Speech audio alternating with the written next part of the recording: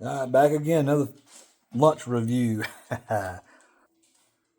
Hormel Compleats, chicken breast and mashed potatoes with gravy.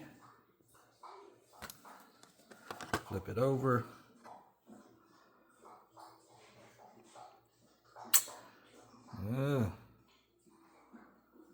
It is what it is, right? I already got it out of the microwave, so let me peel it off and I'll show you. This one's got a pretty nice sized piece of chicken. Again, mashed potatoes and gravy. So, I got a.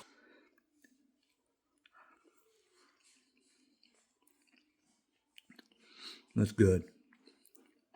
Very good.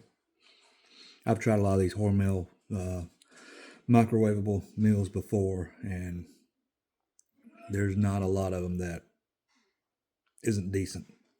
So I'm gonna get busy. See you later. Probably 8 out of 10. I did put some pepper in it.